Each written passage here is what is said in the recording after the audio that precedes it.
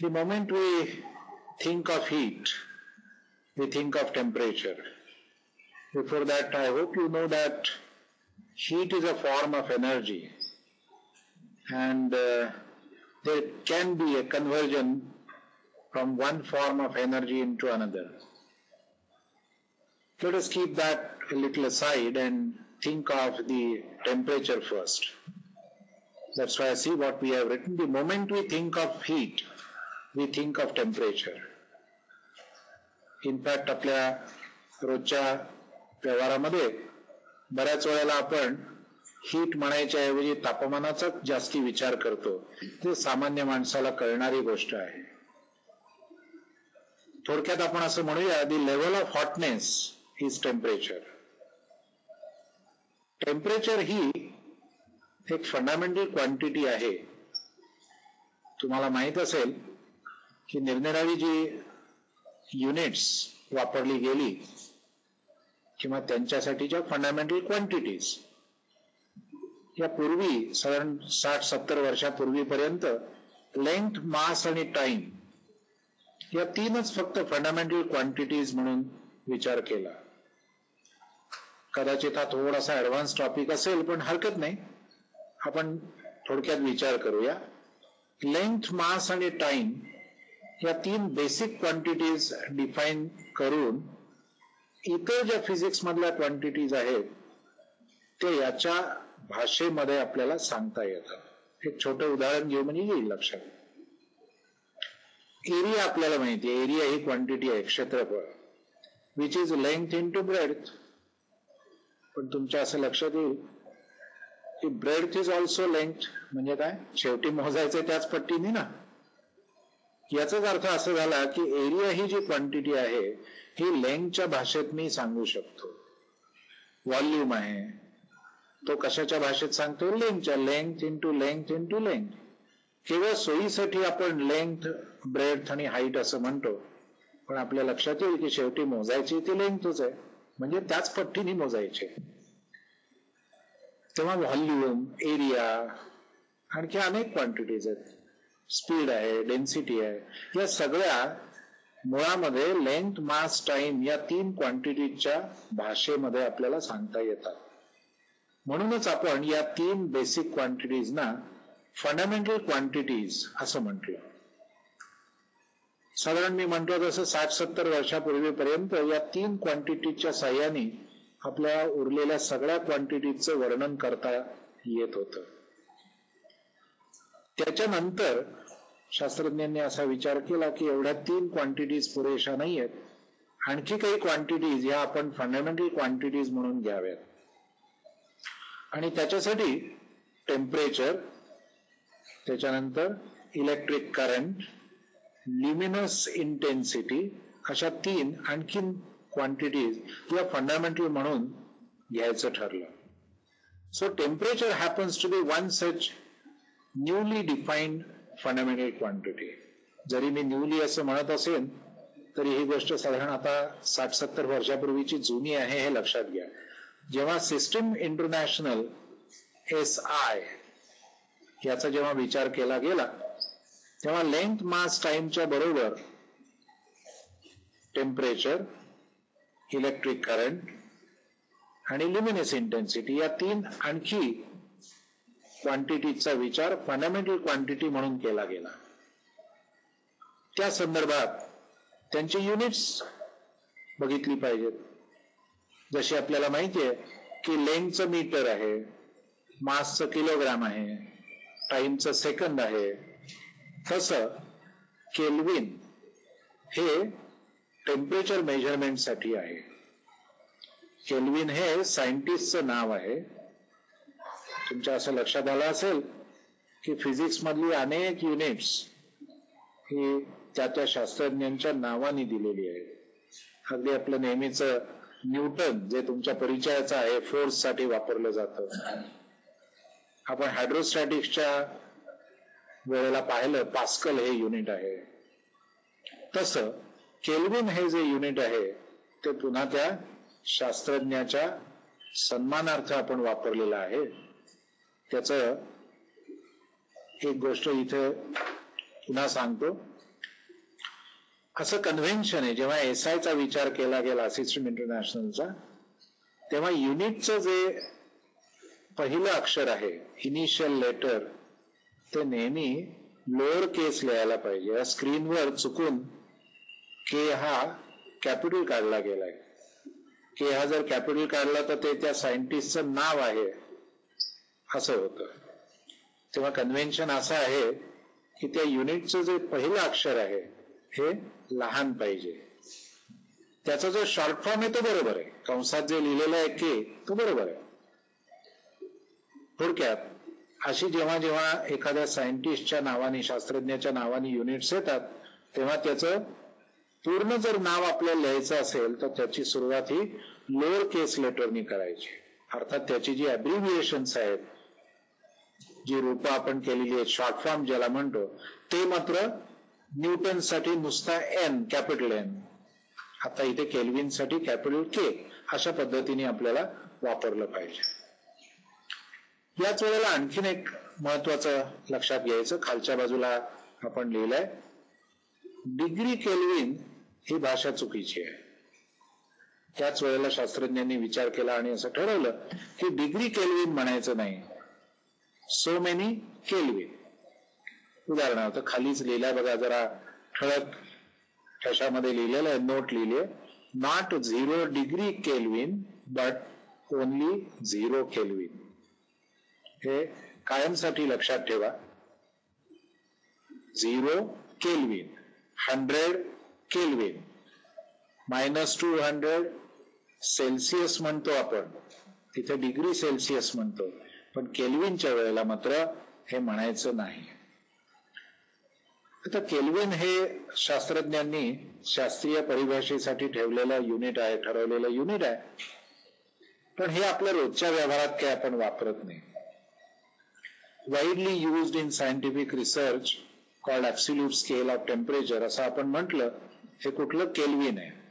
पण आपल्या रोजच्या भाषेतलं जे आहे ते डिग्री सेंटीग्रेड किंवा डिग्री सेल्सिअस ज्याला आपण म्हणतो ते आहे. खाली लिहिलंय बघा, 0 केल्विन कुठे आहे, किती डिफाईन केलेला आहे. केल्विन स्केलवरचा जो 0 आहे त्याची जर आपण आपल्या परिचयाचं जे डिग्री सेल्सिअस किंवा डिग्री सेंटीग्रेडचं जे स्केल आहे ना त्याच्याशी जर कंपॅरिझन केली, तुलना केली, तर 0 केल्विन म्हणजे -273 डिग्री सेल्सिअस. पुन्हा एकदा बघा, मी 0 केल्विन म्हटलंय आणि डिग्री सेल्सिअस म्हटलंय. याचाच अर्थ असा झाला की आपलं जे 0 डिग्री सेल्सिअस हे तापमानाची आपली जी लेवल आहे त्याच्या खाली जायचंय, आणखी थंड थंड करत जायचंय. कितीपर्यंत? -273 डिग्री सेल्सिअस. त्याचबरोबर काही दुसरी स्केल्स आपण वापरत असतो. आता मी म्हटलं तसं सेंटीग्रेड किंवा सेल्सिअस आणि फॅरनहीट. पुन्हा एक लक्षात घ्या की सेल्सिअस हे शास्त्रज्ञाचं नाव आहे. तुमच्या असं माहित असेल एखाद्या वेळेला. सेंटीग्रेड हे साधारणतः 20 वर्षापूर्वी आपण वापरत होतो, पण भारतामध्ये किंवा असं ठरवलं गेलं की सेंटीग्रेड पेक्षा त्या शास्त्रज्ञाच्या सन्मानार्थ सेल्सिअस हे स्केल वापरावं. तेव्हा हल्ली तुम्ही टीव्हीवर पण रोजचं तापमान पाहत असाल, डिग्री सेल्सिअस असं म्हटलं जातं सेंटीग्रेडच्या ऐवजी. दुसरं जे आहे युनिट जे अजूनही वापरात आहे, फॅरनहीट, हे महत्वाचं आहे. तुमच्या असं लक्षात येईल की भारतामध्ये सेल्सिअस किंवा सेंटीग्रेड हे वापरलं जातच, आपण दशमान पद्धत स्वीकारली, पण अजूनही इतर परदेशामध्ये, इतर देशांमध्ये फॅरनहीट हे मोठ्या प्रमाणावर वापरलं जातं. उदाहरणार्थ अमेरिकेमध्ये टेम्परेचर दिवसाचं सांगताना फॅरनहीट मध्ये सांगतात. तेव्हा ही गोष्ट लक्षात ठेवायची. केल्विन हे स्केल आपण साधारणतः असं म्हणूया शास्त्रीय परिभाषेसाठी जरी वापरलेलं असलं तरी रोजच्या वापरामध्ये आपण केल्विनच्या ऐवजी सेंटीग्रेड किंवा फॅरनहीट ही टेम्परेचर स्केल्स वापरतो. आता सेल्सिअस स्केलचा थोडासा विचार करूया. नेहमी स्केल डिफाईन करताना, त्याची व्याख्या करताना कुठले तरी 2 फिक्स्ड पॉइंट्स आपल्याला सांगणं जरुरी आहे. या सेंटीग्रेड किंवा सेल्सिअस स्केलसाठी बॉइलिंग पॉइंट ऑफ वॉटर म्हणजेच 100 डिग्री सेल्सिअस असं डिफाईन केलं. याला अपर पॉइंट असं म्हणतात, अपर फिक्स्ड पॉइंट. तसंच फ्रीजिंग पॉइंट ऑफ वॉटर जिथे बर्फ बनतो त्याला आपण lower fixed point 0 degree Celsius किंवा सेंटीग्रेड असं म्हटलं. एकदा हे 2 पॉइंट नक्की झाले, फिक्स झाले की then you divide the whole range into some fixed number of intervals. या केसमध्ये त्याचं आपण 100 सारख्या भागामध्ये डिव्हिजन केली बघा. And therefore the name of the scale is centigrade. Centi शतम 100. 100 भागामध्ये हे केलं म्हणून प्रत्येकाला आपण सेंटीग्रेड किंवा हे जे स्केल आहे याला सेंटीग्रेड असं म्हटलं.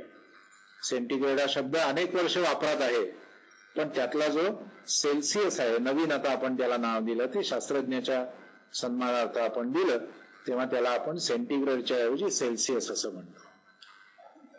त्याच्या खालच्या बाजूला आपण लिहिलं आता जे मी बोललो ते, तर total interval is divided into 100 equal parts and then each one is called 1 degree Celsius किंवा सेंटीग्रेड, आणि म्हणून त्या स्केलचं नाव हे आपण सेंटीग्रेड असं ठेवलं. मग अशी म्हटलं तसं फॅरनहीट हे जे स्केल आहे तेही पॉप्युलर आहे. मी अशी म्हटलं तसं भारताबाहेरच्या इतर जे काही देश आहेत तिथे बऱ्याच मोठ्या प्रमाणावर फॅरनहीट हे टेम्परेचर स्केल वापरलं जातं. आणखीन एक आपल्या नेहमीच्या परिचयाचा भाग इथे बघूया. एखाद्याला ताप आला म्हणजे आपण नुसतं म्हणतो याला किती ताप आलाय, 100 आलाय, 1 आला, 2 आला. पुढच्या भाषेमध्ये 1 ताप, 2 ताप, त्याचा ताप 4 पर्यंत चढला असा आपण शब्द वापरतो. काय याचा अर्थ आहे खरोखर? याचा अर्थ 104, 102, 104 हा खूप ताप आहे खरं म्हणजे. तर हे जे आहे आकडे जे आपण वापरतो हे कुठल्या स्केलवर वापरतो टेम्परेचर मेजरमेंटसाठी, तर ते फॅरनहीट स्केलवर वापरतो. तेव्हा फीवर 100 डिग्री, नुसतंच आपण डिग्री पण म्हणतो, काही वेळेला 100 म्हणतो, काही वेळेला 100 डिग्री म्हणतो, त्याचा खरा अर्थ काय आहे? 100 डिग्री फॅरनहीट. हल्ली आता तुम्ही थर्मामीटर जर पाहिले असतील तर त्यावर फॅरनहीटच्या बरोबर सेल्सिअस स्केल पण दाखवलं जातं. जुने थर्मामीटर जे असायचे त्याच्यावर फक्त फॅरनहीट मध्ये मापन होतं. आता नवीन थर्मामीटर जे आहेत त्याच्यामध्ये दोन्हीवर होतं, आणि हल्ली बऱ्याच वेळेला डॉक्टर लोक सुद्धा सेल्सिअस मध्ये किंवा सेंटीग्रेड मध्ये शरीराचं तापमान सांगतात. तुम्हाला माहितीये की नॉर्मल जे तापमान आहे शरीराचं, the body temperature is around 98.4. Corresponding Celsius मध्ये आपल्याला ते सांगता येईल. तेव्हा हे जे नवीन थर्मामीटर आहे ते फॅरनहीट आणि सेंटीग्रेड किंवा सेल्सिअस या दोन्हीमध्ये मार्क केलेले असतात. पुढे एक लिहिलाय बघा, मगाशी जे मी बोललो ते, in US, UK or many other countries daily temperatures are measured in Fahrenheit only. आता साहजिकच असा प्रश्न येईल की एक प्रकारे जे सांगितलेलं तापमान आहे ते दुसऱ्या स्केलमध्ये सांगता येईल का?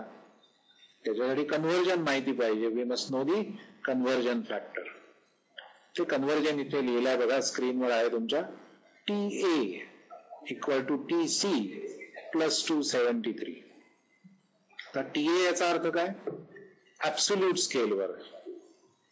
मागच्या एका स्क्रीनवर आपण बघितलं होतं बघा, widely used in scientific research, याला ऍब्सोल्यूट स्केल किंवा केल्विन स्केल असं आपण म्हटलेलं आहे. तेच इथे आपण म्हटलंय. TA चा अर्थ काय? Temperature measured on absolute scale, म्हणजेच केल्विन मध्ये मोजलेलं टेम्परेचर. ते कसं मिळवायचं? सेल्सिअस मधलं टेम्परेचर अधिक 273.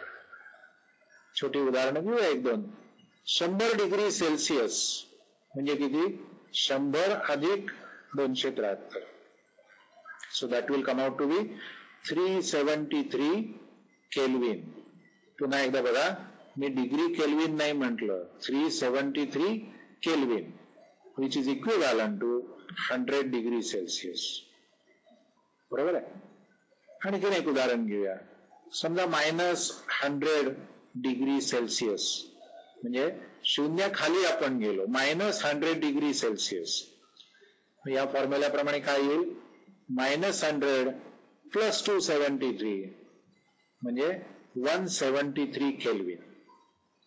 थोडक्यात या फॉर्म्युल्याचा वापर करून, या इक्वेशनचा वापर करून सेल्सिअस मधलं एखादं टेम्परेचर हे आपल्याला केल्विन मध्ये दाखवता येईल, एक्सप्रेस करता येईल. किंवा उलट मी केल्विन मध्ये असं म्हटलं की 500 केल्विन टेम्परेचर आहे, तर त्याचं करस्पॉन्डिंग सेल्सिअस किती तुम्ही सहज करू शकाल. तुमच्यावर मी सोपवतो. अशा पद्धतीने हे कन्व्हर्जन आपल्याला घेता येईल. आता दुसरं एक महत्वाचं कन्व्हर्जन फॅरनहीट आणि सेल्सिअस स्केल मधलं, ज्याचा फॉर्म्युला आपण लिहिलाय बघा, TF = 9/5 × TC + 32. एखादं सेल्सिअस टेम्परेचर आहे, कल्पना करा 25 डिग्री समजा टेम्परेचर आहे, तर 9/5 × 25 which will give you 45 + 32 हे टेम्परेचर म्हणजे फॅरनहीट टेम्परेचर. किंवा उलट करता येईल. मग अशी मी म्हटलं तसं एखाद्याला 100 ताप आलेला आहे किंवा 102 ताप आहे किंवा त्याचं बॉडी टेम्परेचर नॉर्मल आहे, आता त्याला ताप आलेला नाहीये, ते आपण किती म्हटलं, समजा अंदाजे 98 डिग्री फॅरनहीट. मग या फॉर्म्युलाचा वापर करून मला त्याचं करस्पॉन्डिंग सेल्सिअस मधलं पण टेम्परेचर मेजर करता येईल. एक नेहमी विचारला जाणारा प्रश्न आहे बघा, की सेल्सिअस आणि फॅरनहीट टेम्परेचर स्केलवर एक पॉइंट असा आहे की तिथे दोन्ही आकडे हे सारखे येतात. ते लिहिलंय बघा, स्क्रीनवर दिसत आहे. -40 डिग्री सेल्सिअस म्हणजेच -40 डिग्री फॅरनहीट. गमतीशीर आहे नाही. टेम्परेचर जे आहे ते तुम्ही दोन्ही स्केलवर एक्सप्रेस केलं तरी तो येणारा आकडा हा -40च, -40 असाच आहे. मला असं वाटतं हे जे टेम्परेचर कन्व्हर्जनचं जे फॉर्म्युला जो दिलेला आहे, जे इक्वेशन दिलंय, ते वापर करून आपण करू शकतो. करा बरं जरा. 1 मिनिट मी तुम्हाला वेळ देतो. बघा, 9/5 × -40 + 32 किती येता येते, 9/5 × -40 that gives you -72 + 32. हे किती आलं उत्तर बघा, -40. आहे ना गमतीशीर. या दोन्ही स्केलवर हे टेम्परेचर जे आहे ते -40 असंच आहे. हा एक त्यातला गमतीचा भाग लक्षात घ्या. अर्थात आपण जादूबिदू काही केलेली नाहीये, जो फॉर्म्युला आहे तोच वापरलाय. आलं लक्षात. आता थोडस पुढे जाऊया. आपण असं म्हटलंय, heat is the energy, form of energy that is transferred between a system and its surroundings because of a temperature difference between them. इथे एक मुद्दा महत्वाचा लक्षात असा घेतला पाहिजे की अमुक एका वस्तूमध्ये एवढी हीट एनर्जी आहे, ही वाक्यरचना किंवा ही कल्पना चुकीची आहे. असं म्हटलेलं आहे की whatever flows from one body to the other is the heat energy. It is not the content of the energy. तेव्हा शब्दरचना वापरताना, शब्द योजना करताना अमक्या एका वस्तूमध्ये इतकी हीट एनर्जी आहे, ही शब्दरचना किंवा ही संकल्पना चुकीची आहे. तुम्ही असं म्हटलं पाहिजे की एका बॉडीकडून दुसऱ्या बॉडीकडे एवढी हीट एनर्जी गेली. ती कशामुळे गेली? ऑब्विसली टेम्परेचर डिफरन्समुळे. एक नेहमीचं उदाहरण आपण घेऊया. टेबलावर एक चहाचा कप ठेवलाय, ज्याच्यामध्ये गरम चहा आहे. सराउंडिंग टेम्परेचर आपल्याला माहिती आहे, नॉर्मल आहे, ज्याला आपण रूम टेम्परेचर म्हणतो. एक कल्पना अशी करा की 25 डिग्री सेल्सिअस हे रूम टेम्परेचर आहे. चहा किती आहे? एक कल्पना करा, 60 डिग्री 70 डिग्री सेल्सिअसचा चहा आहे. इथे हॉट बॉडी कुठली आहे? That hot tea, from which the heat will get transferred to the surrounding. इथे काय झालं? The heat has flown from a body at higher temperature to a body at lower temperature. हे वाक्यरचना बरोबर आहे. त्या गरम चहामध्ये एवढी हीट एनर्जी होती, ही वाक्यरचना चुकीची आहे. तेव्हा महत्वाचं काय सांगितलं? Heat is that form of energy which gets transported from one body to the other because of the difference in temperatures. आता ऑब्वियस आहे बघा, पुढलं जे आपण लिहिलेलं आहे पॉइंट, राईज और fall of temperature is due to heat flow in और out of the body respectively. एकदा ही कल्पना आपल्याला कळल्यानंतर एखाद्या बॉडीचं टेम्परेचर वाढतं म्हणजे काय होतं? दुसऱ्या एखाद्या ठिकाणाहून त्या बॉडीमध्ये हीट येते, ऍड होते, म्हणून टेम्परेचर वाढतं. त्याच्या उलट एखाद्या बॉडीकडून हीट दुसरीकडे ट्रान्सफर झाली आणि त्या बॉडीचं टेम्परेचर कमी होणार आहे. म्हणून आपण असं म्हटलंय की rise or fall of temperature is due to heat flowing in or flowing out of the body. हा त्यातला महत्वाचा भाग आहे.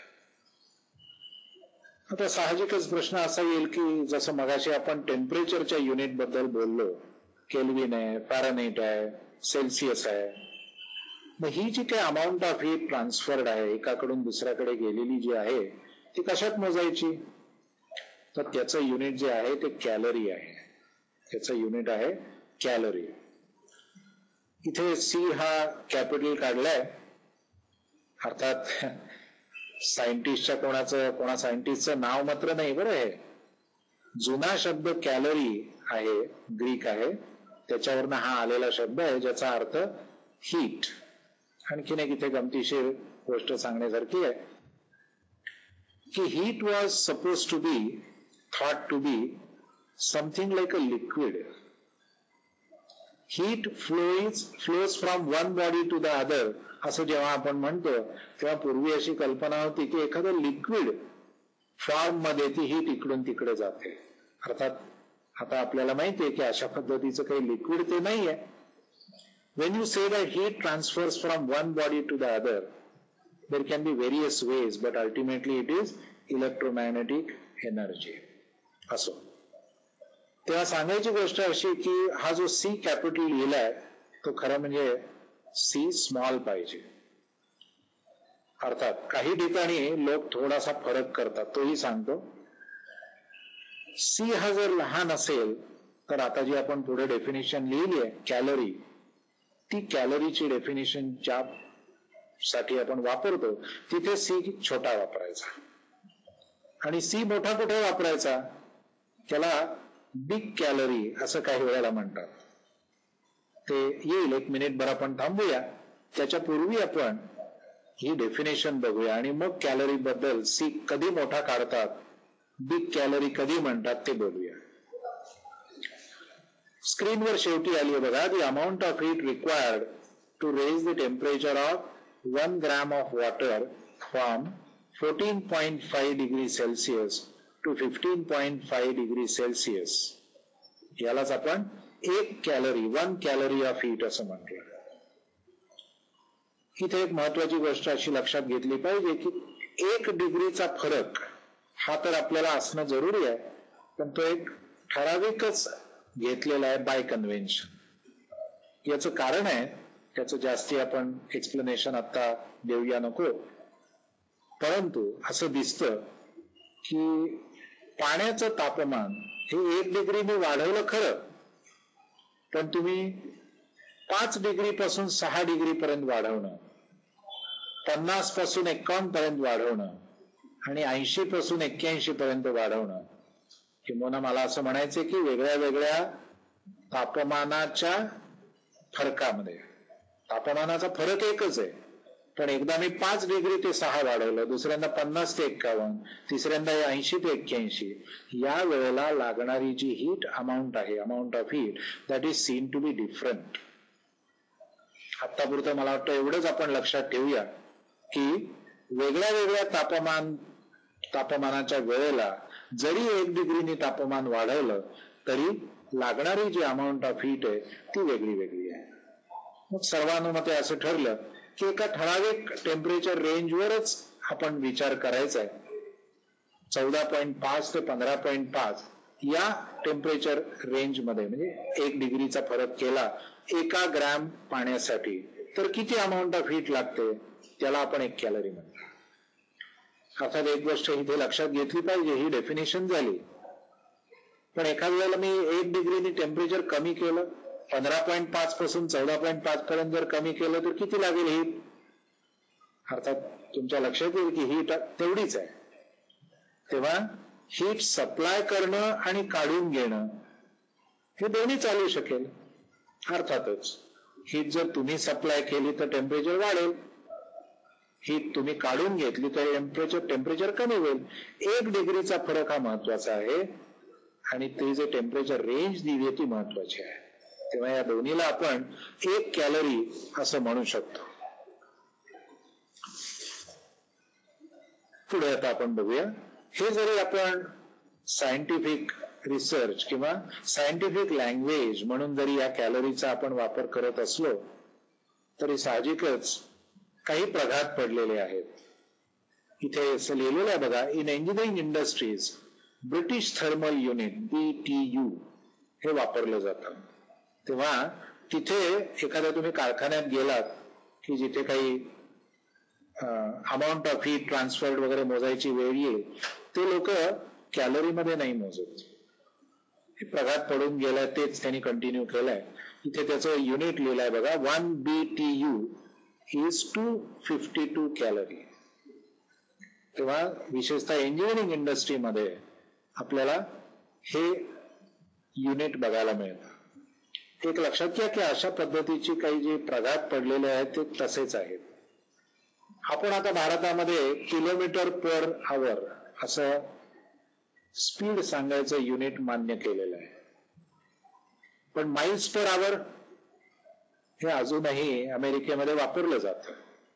इनफॅक्ट MPH असा शॉर्ट फॉर्म आपण पूर्वी पण वापरत होतो, आता किलोमीटर पर आवर असं झालं. तेव्हा माइल्स पर आवर असं आहे. किंवा आता आपण हीटच्या बाबतीत बघितलं, विशेषतः इंडस्ट्रीजमध्ये, इंजिनिअरिंग इंडस्ट्रीजमध्ये BTU या युनिटमध्ये ही अमाऊंट ऑफ हीट मोजली जाते. आणखीन एक इथे महत्वाचं, आपण of energy into heat or heat into other forms is quite possible. याच्यासाठी जूल या नावाच्या शास्त्रज्ञाने एक प्रयोग केला होता. त्यांनी असं केलं होतं, थोडक्यात सांगतो, कदाचित तुमच्या पुस्तकामध्ये असेल. एका कॅलरीमीटर मध्ये फॅन बसवलेले एक घुसळणी म्हणा ना त्याला, घुसळणी घेतली, त्याच्यामध्ये ठराविक मोजलेलं पाणी ठराविक टेम्परेचरचं घेतलं आणि त्या घुसळणीच्या साह्याने त्यांनी ते पाणी ढवळून काढलं आणि त्याच्यामुळे त्याला असं लक्षात आलं की टेम्परेचर वाढलं पाण्याचं. त्यावरून त्यांनी ह्याच्यामध्ये महत्वाचा संबंध जोडला. ती जी घुसळणी केली त्याच्यासाठी त्यांनी काही मेकॅनिकल वर्क केलेलं होतं obviously. So he concluded that the mechanical energy is really getting converted into the heat form. यालाच फेमस जूल्स एक्सपेरिमेंट असं म्हणतात. तेव्हा यावरून असं लक्षात आलं की mechanical energy can be converted into heat energy. बरोबर आहे. आणि असं अनेक ठिकाणी आपण बघतो बघा. अगदी साधं उदाहरण घेऊया. 2 तळहात आपण एकमेकावर घासले, थंडीच्या दिवसात विशेषतः आपण करतो. थंडी वाजायला लागली, हुडहुडी भरली की अंग जोराजोरात चोळतो, हात एकमेकावर घासतो आणि आपल्याला बरं वाटतं. याचं कारण heat is generated. So this is a very simple example of conversion of mechanical form of energy into heat energy. आपण स्क्रीनवर आणखीन एक लिहिलंय बघा, work done against friction produces heat.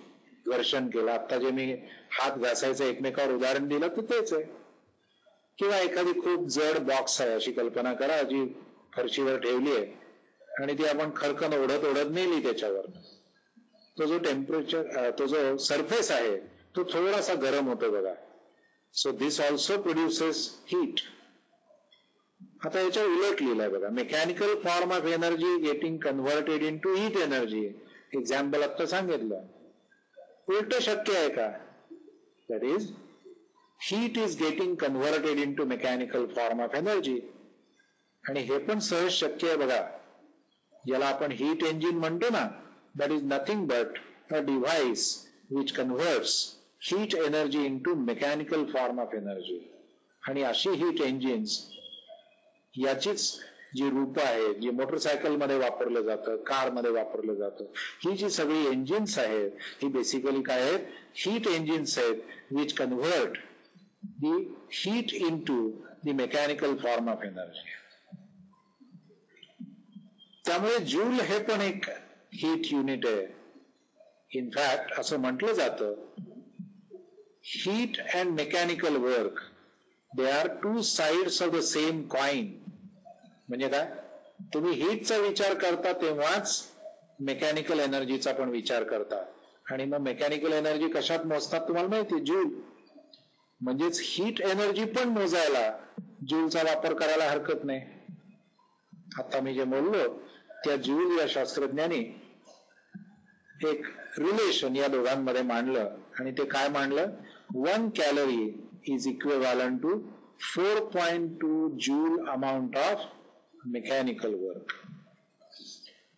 वेगळ्या भाषेत असं आपल्याला सांगता येईल की 4.2 joule amount of mechanical work is done, it will produce 1 calorie of heat, which itself means that 4.2 joule amount of mechanical work is equivalent to 1 calorie of heat. म्हणजेच heat energy आणि mechanical energy हे एनर्जीचीच वेगळी दोन रूपं आहेत. तुम्ही भाषा कुठलीही वापरली तरी अर्थ शेवटी तोच होणार आहे. तुम्ही जूल मध्ये बोला किंवा कॅलरी मध्ये बोला, दोन्ही सारखंच आहे. तर मगाशी मी ज्याचा उल्लेख केला होता तेच जरासं पुन्हा बघूया. मगाशी मी बिग कॅलरी असं म्हटलं होतं. मी असं म्हटलं त्यावेळेला की कॅलरी हा शब्द लिहायचा असेल तर सी हा स्मॉल केस, लोअर केस लेटर लिहायला पाहिजे. काही जण थोडासा फरक करतात. न्यूट्रिशन मध्ये जो आपण कॅलरी शब्द वापरतो तो खरं म्हणजे 1000 कॅलरी आहे. म्हणजे थोडक्यात किलो कॅलरी. काय म्हटलं? Kilo calorie. असं म्हटलं जातं. डॉक्टर लोक म्हणतात की अमकं खा तर तुम्हाला 300 कॅलरी हीट मिळेल. की 300 कॅलरीचा खरा अर्थ काय आहे? 300 किलो कॅलरी. तेव्हा आता एक महत्वाचं लक्षात घ्यायचं की वर जी आपण डिफाईन केली ती कॅलरी जी सायंटिफिक मेजरमेंटसाठी वापरतात ते, आणि न्यूट्रिशनच्या भाषेमध्ये जे वापरलं जातं कॅलरी युनिट, त्याच्यात फरक आहे. 1 किलो कॅलरी म्हणजे न्यूट्रिशन मधली कॅलरी. हा फरक लक्षात घ्या. आणि मग मी मगाशी म्हटलं तसं काही जण ही जी न्यूट्रिशन मधली कॅलरी आहे ती सांगण्यासाठी जो कॅलरी शब्द वापरतात त्या कॅलरीचा सी कॅपिटल लिहितात. फारसा याच्यामध्ये काही सेन्स आहे असं नाही, पण तरी सुद्धा न्यूट्रिशन मधल्या लोकांना आपण नाराज करायचं काही कारण नाही. ते जे कॅलरी वापरतात ते आपल्या 1000 पट आहे हे लक्षात ठेवायचं. पुढे जाऊया जरा. It is found that different substances require different amounts of heat energy to raise their temperature by the same amount. म्हणजे काय की एक कल्पना अशी करा की आपल्याकडे एखादा धातूचा तुकडा आहे आणि दुसरा शेजारी एक प्लास्टिकचा तुकडा ठेवला. दोन्ही मी उन्हात ठेवले. धातूचा तुकडा आणि प्लास्टिकचा तुकडा उन्हामध्ये ठेवले. दोन्हीवर सारखं ऊन पडतंय असं मी गृहीत धरलं. दोघांची एरिया फारात फार आपण सारखी देऊया आणि सारखा वेळ ठेवले. दोघं समजा 10 मिनिटं ठेवले तर काय आढळतं आपल्याला की मेटल जे आहे पीस तो जास्त तापलेला आहे आणि प्लास्टिक तेवढं तापलेलं नाहीये. म्हणजेच काय झालं, दोघांना आपण सारखी हीट एनर्जी देऊन सुद्धा दोघांचं टेम्परेचर सारख्या अमाऊंटनी वाढलं नाही. याचाच उलटा अर्थ मी वेगळ्या भाषेत असा आपण अर्थ लावू शकतो की जर टेम्परेचर हे सारख्या अमाऊंटनी वाढवायचं असेल तर लागणारी जी हीट एनर्जी आहे ही वेगळी वेगळी आहे. बघा पुन्हा एकदा लक्षात घ्या, सारखी हीट एनर्जी देऊन टेम्परेचर सारख्या अमाऊंटने वाढत नाही. हेच वेगळ्या भाषेत मांडायचं झालं तर सारख्या टेम्परेचर डिफरन्स मध्ये जर आपल्याला हीट करायचे असतील वस्तू तर लागणारी हीट एनर्जी ही वेगळी वेगळी असते. हेच सांगण्यासाठी तुम्हाला माहिती आहे तुमच्या पुस्तकामध्ये या व्याख्या आलेल्या आहेत.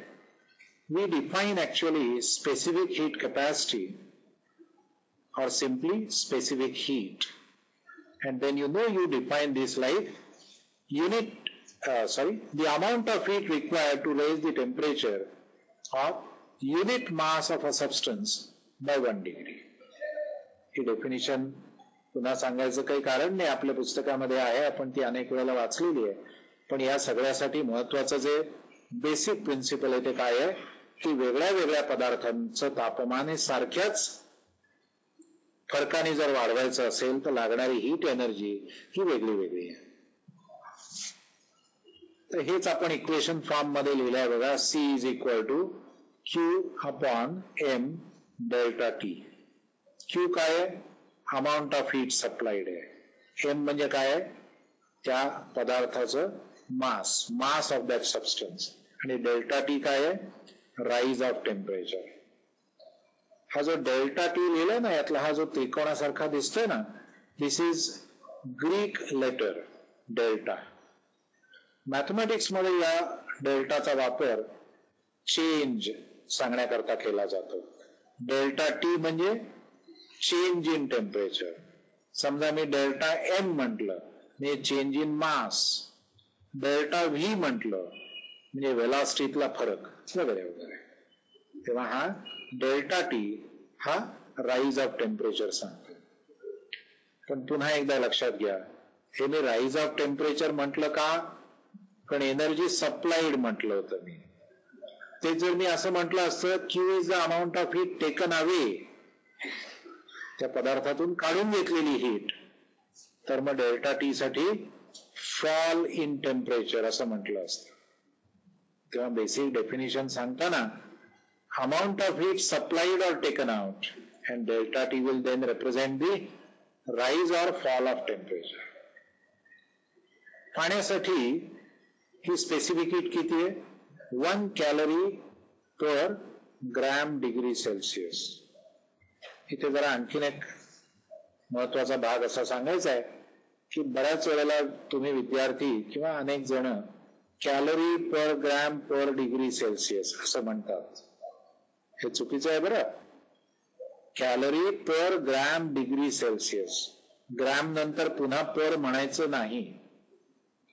म्हणून तुमच्या लक्षात आलं असेल तर स्क्रीनवर बघा, ग्रॅमच्या नंतर मी छोटा हायफन ज्याला म्हणतात इंग्लिशमध्ये तो दिलाय. म्हणजे ग्रॅम आणि डिग्री सेल्सिअस हे दोन्ही डिनॉमिनेटर म्हणजे छेदामध्ये आहेत. So how do you read that? For water the specific heat is 1 calorie per gram degree Celsius. Note that for all other substances it is less than 1. तुमच्या पुस्तकामध्ये table दिलं असेल, पाण्याची स्पेसिफिक हीट एवढी आहे, बाकीच्यांची कमी आहे. ह्याचं एक अगदी नेहमीचं उदाहरण लक्षात येईल तुमच्या. कदाचित तुम्ही स्वयंपाकघरात गेलात तर पाणी उकळायला खूप वेळ लागतो बघा. तेवढ्याच वेळात दुसरा एखादा जर पदार्थ असेल तेवढ्याच अमाऊंटचा, अर्थात एक लक्षात घ्या की अशा पद्धतीचं तुलना करत असताना त्यांचे मासेस सारखे पाहिजेत. त्यांना हीट जी देणार आहोत ती सारख्या रेटनी दिली पाहिजे आणि मग टेम्परेचर मध्ये फरक बघता येईल. किंवा मग असं आपल्या लक्षात येईल की पाण्यापेक्षा इतर काही वस्तू ज्या आहेत, लिक्विड्स असतील, सॉलिड्स असतील, त्या चटकन गरम होतात. चटकन याचा अर्थ त्यांना कमी हीट पुरते आणि म्हणूनच त्यांची स्पेसिफिक हीट ही कमी आहे. खाली 2 उदाहरणं दिलीत बघा.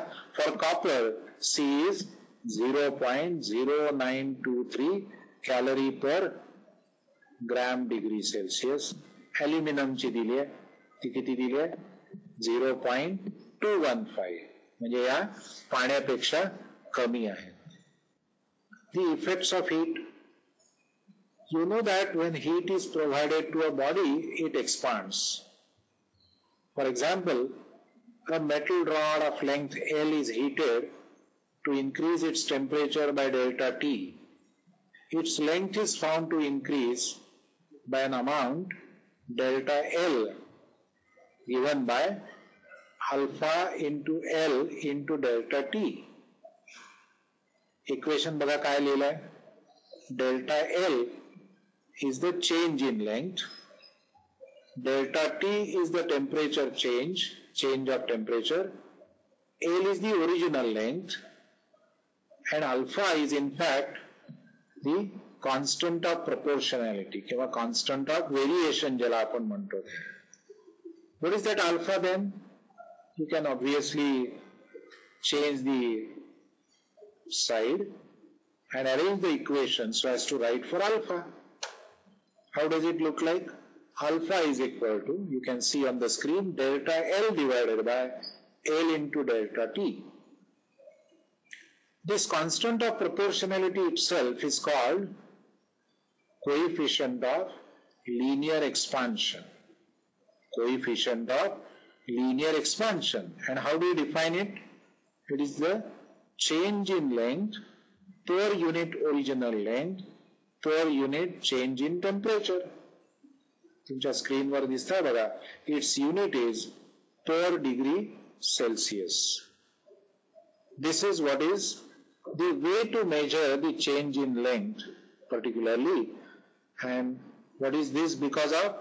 This is because of the supply of heat to the body that it expands. Expansion याचा आपण विचार जर केला तर एक नेहमीच्या आपल्या निरीक्षणातलं एक उदाहरण सांगूया बघा. Expansion gap purposely kept between two pieces of rail. तुम्ही रेल्वे ट्रॅक पाहिला असेल बघा. त्या रेल्वे रुळाचे जे दोन तुकडे असतात ते एकमेकाला जोडण्याच्या तिथे त्याला फिश प्लेट म्हणतात. तिथे त्या दोन मध्ये छोटी गॅप ठेवलेली असते. त्याला एक्सपान्शन गॅप असं म्हणतात. ती कशा करता ठेवली असेल बघा, विचार करा. When there is a rise in temperature, there is an increase in the length of that rail. To allow for that expansion, you provide that gap. आणि तुमच्या असं लक्षात येईल की हे रूळ रात्री कॉन्ट्रॅक्ट होतील, कमी होईल लेंथ. दिवसा त्यांची लेंथ वाढेल. सारखं होत राहिल्यावर गॅप जर तुम्ही दिली नाही तर ते एकमेकाला चिकटतील आणि वेडेवाकडे होतील. अशा घटना इतिहासामध्ये पूर्वी घडल्याची नोंद आहे. आणि तेव्हापासून लक्षात आल्यावर या दोन मध्ये गॅप ठेवायला सुरुवात झाली. तुम्हाला आश्चर्य वाटेल पण अशाच एक्सपान्शन गॅप्स या दोन भिंतीमध्ये सुद्धा ठेवतात बरं. लागून बिल्डिंग झाले आहेत, त्या दोनच्या दोन वेगळ्या वेगळ्या भिंती आहेत. त्या दोन भिंतीमध्ये सुद्धा छोट्या प्रमाणामध्ये एक्सपान्शन गॅप ठेवली जाते. त्याच्या खालच्या बाजूला स्क्रीनवर एक तुम्हाला दोन आकृत्या दिसतील. काय बघा, याला बायमेटॅलिक स्ट्रीप असं म्हणणार होत आपण. ती कशी दाखवली बघा. दोन स्ट्रिप्स आहेत. एक आहे ब्रास म्हणजे पितळेची, दुसरी आहे स्टीलची. त्या दोन्ही खरं म्हणजे एकमेकांना रिव्हेट करून बांधलेले आहेत आणि एक बाजू त्यांची पक्की केली आहे. आता शेजारचं जे चित्र आहे ते काय दाखवतं बघा. हीट केल्यानंतर काय होतं. हीट केल्यानंतर काय होतं. Brass expands more than steel. आता मगाशी जे आपण बघितलं होतं की different bodies expand to different extent, याचाच पुन्हा इथे आपण उपयोग करतो आहे. सारख्या अमाऊंट ने हीट देऊन सुद्धा ब्रास आणि हीट यांच्या लेंग्थ ह्या वेगळ्या वेगळ्या राहतात, सारख्या होत नाहीत. त्याचं कारण त्यांच्या स्पेसिफिक हीट्स पण वेगळ्या वेगळ्या आहेत.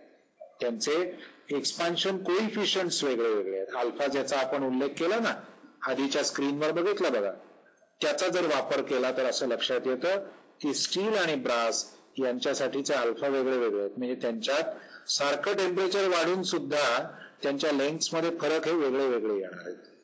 त्यामुळे काय होतं, असं आढळतं की brass expands more than steel. आता या दुसऱ्या फिगरवर असं लक्षात येईल तुमच्या की ब्रासची पट्टी जास्ती वाकेल स्टीलपेक्षा.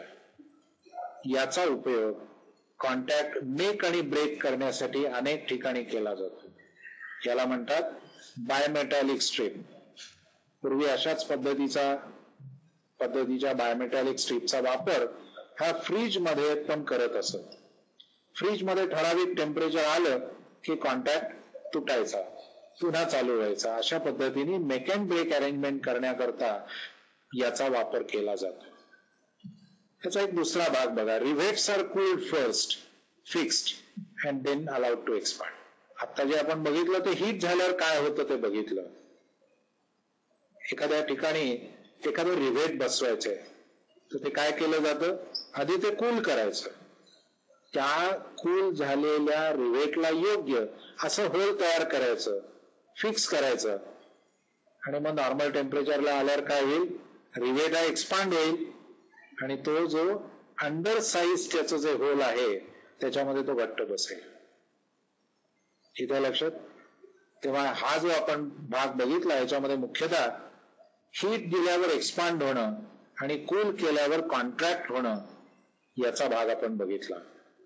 आणखीन एक तुमच्या पुस्तकामध्ये एक प्रयोग दिलेला असतो बघा. एक रिंग आहे आणि त्याच्यातून जेमतेम आत बाहेर करू शकेल असा एक मेटलचा बॉल आहे, स्फिअर आहे. मग तुम्ही काय करता, सुरुवातीला शिक्षक तुम्हाला दाखवतात की तो जो बॉल आहे तो त्या रिंग मधून सहज खालीवर जातोय. मग काय करायचं, तो बॉल आहे steel ball, sphere, spherical ball, तो तापवायचा आणि मग असं आढळतं की तो त्या रिंग मधून जात नाही. ते का कारण, हेच आता आपण जे बोललो ते, when heat is supplied to a body it expands. त्या स्फेरिकल बॉडीची काय झाली, डायमीटर वाढला, एक्सपान्शन झालं आणि त्या रिंग मधून ते जाऊ शकलं नाही. So this is one important effect of heat. when you provide heat, okay, there is an expansion. आता थोडस वेगळं बघूया. आता जे आपण बघितलं ते मुख्यतः मेटल्सना हीट दिल्यावर काय होतं ते बघितलं. Heat is supplied to water, converts it into steam. इथे जर आपण वेगळ्या मुद्द्याचा विचार करतोय ज्याच्यामध्ये चेंज ऑफ स्टेट हा भाग महत्वाचा आहे. Change of state. मगाशी आपण जे बोललो तो मेटल स्ट्रीप आहे, मेटल रॉड आहे, त्याला हीट सप्लाय केल्यावर काय झालं, त्याचं एक्सपान्शन झालं. पण त्याची स्थिती बदलली का? हा, एक लक्षात घ्या की आपण एवढी हीट प्रोव्हाइड करणार नाही की तो मेल्ट होईल. नॉर्मल कोर्समध्ये त्याची लेंथ वाढली, त्याचा व्हॉल्यूम वाढला. स्फिअरच्या बाबतीत मगाशी विचार केला आपण. आता आपण असा विचार करूया की पाण्याला आपण हीट दिली. when you supply heat to a given amount of water, keep on supplying the heat. First thing is, definitely its temperature will increase because that is the prominent effect. But what can happen if you keep on supplying heat continuously? A stage will come when there will be formation of steam of the given amount of water. त्याच्याऐवजी उलट केलं, heat is taken away from water, it will convert it into ice.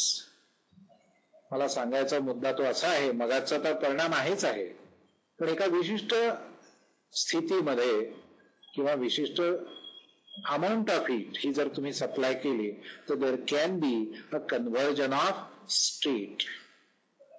Expansion हा एक भाग झाला. या बाबतीमध्ये change of state पण येऊ शकते. So when water gets converted into steam, we say liquid has been converted into vapor state, gaseous state, whereas when heat is taken away from water, that gets converted into ice. So there is a change of state from liquid to solid. You know that there are three states of matter: solid, liquid, gas, and there can be a conversion from one form to another. We call this as change of state.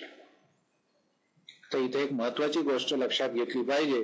During the change of state there is no rise in temperature. म्हणजे काय?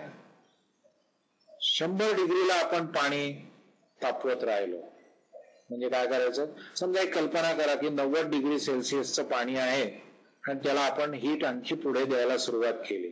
Temperature 91, 92, 95, 98 असं वाढत वाढत 100ला गेलं. 100ला पाणी उकळायला लागेल. तर एक गमतीशीर गोष्ट इथे लक्षात घ्या. 100 डिग्रीला पाणी उकळतं हे कुठल्या ऍटमॉस्फेरिक प्रेशरला? 1 ऍटमॉस्फेरिक प्रेशरला, म्हणजे सी लेवलला. तुम्ही नाही तर म्हणाल पुण्यामध्ये किंवा मुंबईमध्ये किंवा बीडमध्ये ते कुठे उकळतं? 100 डिग्रीला नाही. कदाचित मुंबईमध्ये उकळेल कारण मुंबई ही सी लेवलला आहे. पण पुण्यामध्ये 100 डिग्रीला पाणी उकळत नाही, कारण ते जे प्रेशर आहे ते 1 ऍटमॉस्फेरिक पेक्षा कमी आहे. 76 सेंटीमीटर किंवा 760 mm ऑफ Hg कॉलम जेव्हा असतो त्याला आपण काय म्हणतो? 1 ऍटमॉस्फेरिक प्रेशर. या वेळेला जे टेम्परेचर ते बॉइलिंग पॉइंट. आता या वेळेला जर बघितलं तर ते ज्या वेळेला उकळत असेल त्यावेळेला टेम्परेचर वाढणार नाही. आता ही हीट गेली कुठे? That is as if hidden. That is as if hidden. म्हणूनच त्याला लेटंट हीट हे नाव दिलेलं आहे. ती किती आहे? 540 calorie per gram for vaporisation and 80 calorie per gram for fusion of ice. या गोष्टी तुमच्या पुस्तकातही दिलेल्या आहेत, त्या तुम्हाला जास्ती वाचता येतील. एक थोडंसं शेवटचं फक्त बोलूया आपण. थोडासा ऍडव्हान्स टॉपिक आहे, पण थर्मोडायनॅमिक्स हा आपण त्याच्यामध्ये भाग बघितला. त्याच्यामध्ये कशाचा संबंध आहे बघा? थर्मो हीट आणि डायनॅमिक्स एक प्रकारची हालचाल म्हणूया ना. मगाशी जो आपण जूलचा एक्सपेरिमेंट पाहिला की ज्याच्यामध्ये mechanical amount of heat energy is converted into heat energy. That is one way. Or heat also can be converted into mechanical form of energy. Thermodynamics, जे असं आपण लिहिलेलं आहे, a branch of physics dealing with this equivalence, he physics मध्ये अत्यंत महत्वाची आहे. आलं लक्षात? याला आपण थर्मोडायनॅमिक्स असं म्हणतो. तुम्ही वरच्या वर्गामध्ये गेल्यावर याचा तुम्हाला विचार करता येईल. आता तुमच्यासाठी काही ऍक्टिव्हिटीज दिलेल्या आहेत की आपण 1, 2, 3 असं याच्यामध्ये दिलेलं आहे. हे काही छोटेसे प्रॉब्लेम आहेत म्हणा, ज्याच्यावर तुम्ही स्वतंत्रपणे विचार करावा असं आहे. A boy is suffering from high fever, 104 in popular language used very often. What is the unit used? तुम्ही युनिट पण सांगायचं आहे and convert it into other units. म्हणजे केल्विन मध्ये किंवा डिग्री सेल्सिअस मध्ये कन्व्हर्ट करायचं. एक नेहमीचा प्रश्न तुम्हाला जो असतो तो, why are burns caused by steam more severe than boiling water? Why do bodies expand on heating? असा एक थोडासा विचार करायला लावणारा प्रश्न पण याच्यामध्ये दिलेला आहे.